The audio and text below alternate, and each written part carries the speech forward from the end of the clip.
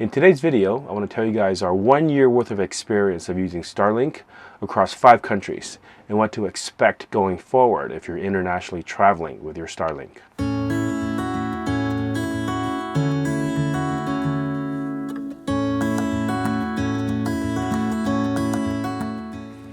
What's up guys? Thanks for coming back to our channel. My name is Dan and this is Freely Roaming. My family and I have been traveling on the road for 15 years. We've been to 43 countries across 4 continents, and we're currently on a roughly 2-year journey down to the bottom of South America.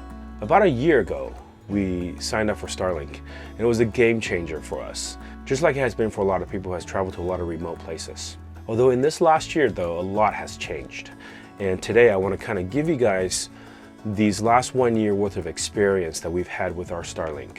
Our experience with Starlink might be a bit more unique, so you might find this interesting compared to other stories you've heard. So we got Starlink when it was still called Starlink for RV. At first it was only available to people who had residential addresses where there was capacity. Shortly after it became available for everybody where you didn't have to be on a waiting list anymore, that's when we bought our Starlink. So we started out when Starlink was $135 for what was called Starlink for RV. You didn't have to have a fixed address for you to use your Starlink. It was available everywhere Starlink had service, but it was deprioritized. The current service is still basically that way, but there are a few more nuances and a few more changes to their plans that I'll talk about in a little bit later. Well, it used to be called Starlink Residential, which is the version that you could not leave your fixed address, has been rebranded as Starlink Standard. At the beginning, you could just add mobility to your Starlink Residential account and be able to travel with it just like you would Starlink for RV. They have since changed Residential to what's called Standard, and they have removed the add-on mobility feature so you can no longer travel with it. However, if you had it from before, you're still grandfathered in as long as you don't turn it off. Starlink for RV was rebranded to Starlink Mobile and has since again been rebranded to Starlink Roam. And the price has gone up from $135 to $150 a month in the US. Service has also been expanded for the last 1 year to cover a lot more regions. At the very beginning, it only covered, I think, the very southernmost parts of Alaska and the Nordics in Europe, but now I believe it goes all the way up to the Arctic Ocean. As opposed to the original 2 plans that had 2 different levels of priority of service, Starlink Residential had the highest priority, which meant they guaranteed the speeds, whereas Starlink for RV back then was what's called deprioritized. It meant that they gave you best effort service. That is still the case, except they added on a 3rd level of priority, which goes above Starlink Standard. For a higher price, you could pay for the highest level of priority. So we'll talk specifically about Starlink Roam, which is what used to be called Starlink for RV.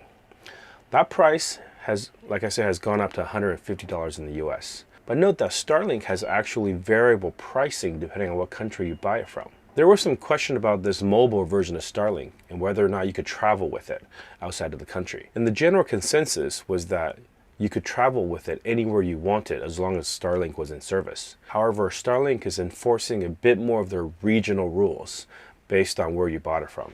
Officially, Starlink Roam regionally allows you to use it in your home continent. Meaning if you buy in the US, you can use it in the North American continent. And you can travel outside of your home country for only up to 60 days. And your service technically would be shut off until you return back to your home country. But we've not actually heard anybody whose services has been cut off because of that. Yet, anyways. For people that want to travel further outside of their continent or stay longer outside of their home country, there is a Starlink Roam global plan for $50 more in the US. So that's $200 a month, same hardware, basically the same service everywhere you go, except you don't have the 60-day limit and you don't have this continental limit. You can go to any place that Starlink has service, and with Starlink Roam Global at $200 a month, you can use it wherever you want. And again, this plan is priced based on what country you buy it from. But even though Starlink Roam is most expensive in the US at $150, Starlink Roam Global Edition is actually cheaper than most of the other countries that I've looked into. For example, Starlink Roam Regional is $150 in the US, $200 for Global. In Mexico, it's roughly $75 for Starlink Roam Regional. But if you want Starlink Roam Global with the Mexican plan, it goes up well beyond $250. But I'll talk about those geographical limits a little bit later. People have also had experience using these Starlink dishes in motion and over water. And in the past, even though some rules were in the official terms of service, they didn't actually enforce them. Now, however, with the new name change and the new terms of service change, it does seem like they're starting to enforce that. And if you want to use your Starlink roam in motion or over bodies of water, you have a couple of choices. You can switch to their higher priority plan, which is much more expensive. It starts at $250, and that gives you a data cap of 50 gigs. That is opposed to the regular Starlink Roam Regional, which has unlimited data, and it's only $150 a month. You can also go with the pay-as-you-go version of this, which is $2 a gigabyte, and you have to turn it on when you're planning to be using it in motion or over bodies of water. They call this data cap version of the service that includes in motion use as well as over ocean use, Starlink Mobility Priority. It is recommended that you have their newer high performance in motion dish, but it is not required. The prices are $250 for the first 50 gigabytes. For 1 terabyte, it is $1,000, or for 5 terabyte, it is $5,000. So yeah, it is very expensive. However, when you use up the priority data, you still have unlimited service. You just revert back to the regular Starlink Roam plan, which is unlimited data, but it does not allow in motion or over water use. So personally, we have used our Starlink in 5 countries over the last year.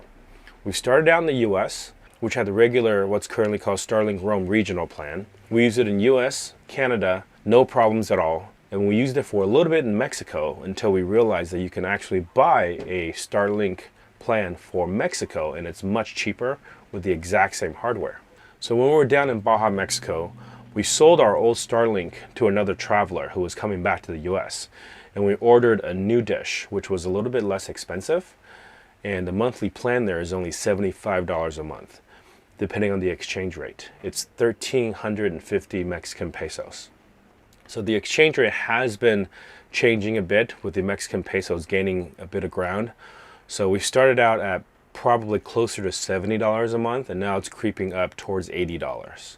So as I mentioned earlier, even though Starlink Roam Regional, which allows you to use it in North America, is cheaper in Mexico, but if you switch to the global version with our Mexican plan, it is a lot more expensive. The price for Starlink Roam Global in Mexico is 4,780 pesos, which right now that exchanges to about $275. So it's actually $75 per month more than if I would have kept my American Starlink dish and just turned on the global service. I'm not exactly sure why that is, but I suspect that it is to deter people from the US to go down to Mexico who are traveling globally to just get a Mexican plan, kind of like what I'm doing. But there is kind of a way around that. And it may not be the cleanest, most ideal way, but I'll share that with you too. So selling and buying used Starlink equipment. That is something we've done a couple of times as well during this sort of transaction of selling my American dish and buying a Mexican dish. Right now we're back in the US for the summer for a couple of months. And since we left our Mexican Starlink dish down in the Yucatan Peninsula, I actually picked up a used Starlink dish. And it's this one right here. This is a converted Starlink dish, converted to flat mount. When I first sold my American dish, there wasn't a clean way for you to transfer your account from one person to another. What you would have had to do is call them. And to be honest, Starlink customer service at the time was very, very slow, and it was not really an efficient way to kind of go through this process.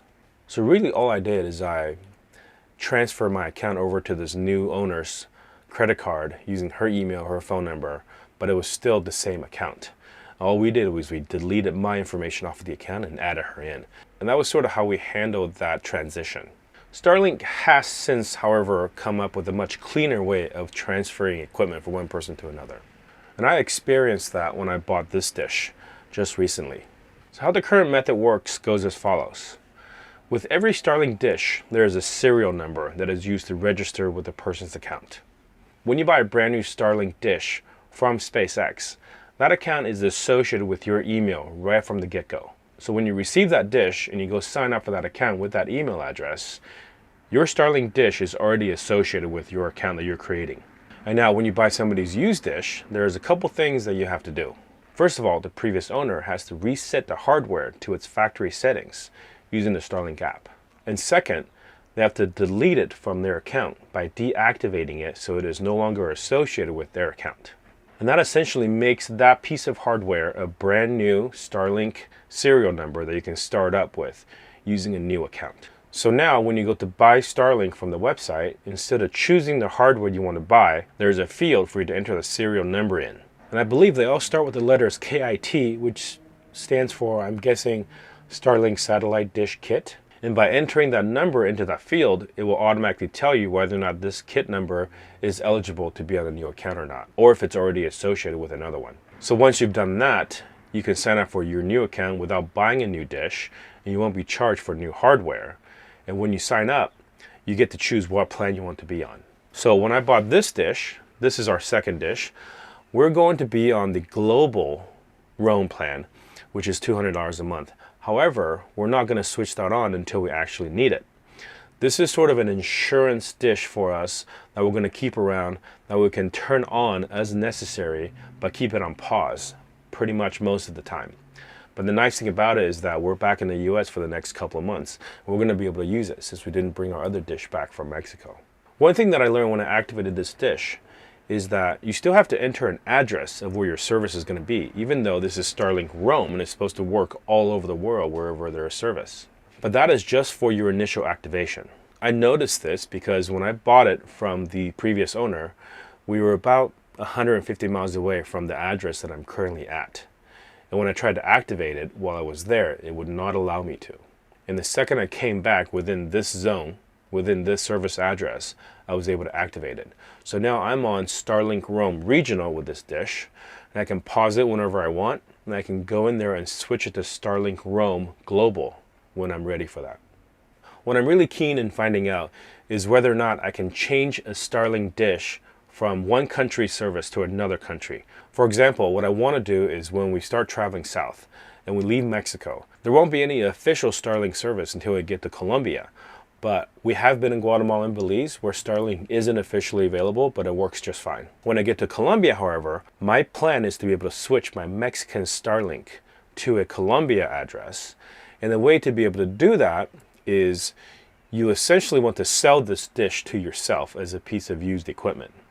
And then what you want to do is deactivate the dish from your previous account, start up a new account using a Colombian address, and then taking that kit number from your previous account that's been deactivated and removed from that account, and then starting that up as a new service. And I have heard secondhand from people who have done that successfully.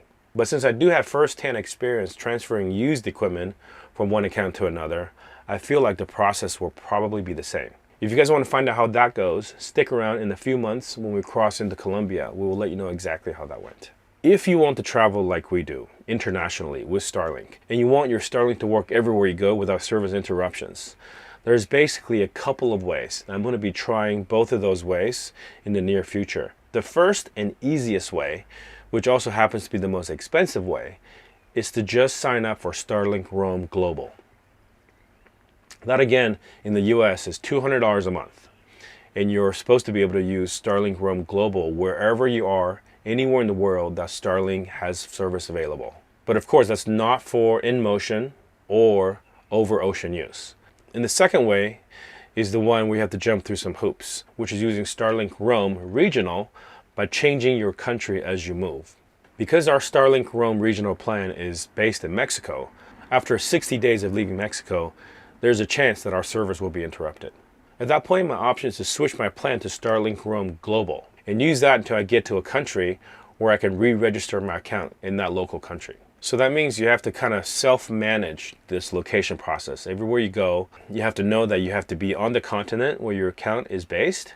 You have to be in that country, and if you leave after 60 days, you're going to want to look for the next country to be able to register this in. Now, this is not an official process that Starlink necessarily recommends.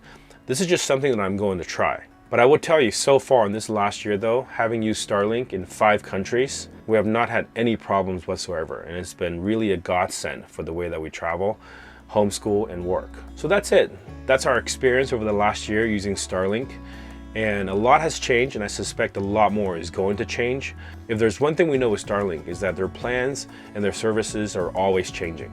If you guys want to stay on top of it, feel free to subscribe to the channel. I will keep you guys updated with anything new that I learn about our service as we travel around the world. Thanks as always for watching. I hope you guys are having a good day. I'll see you in the next one.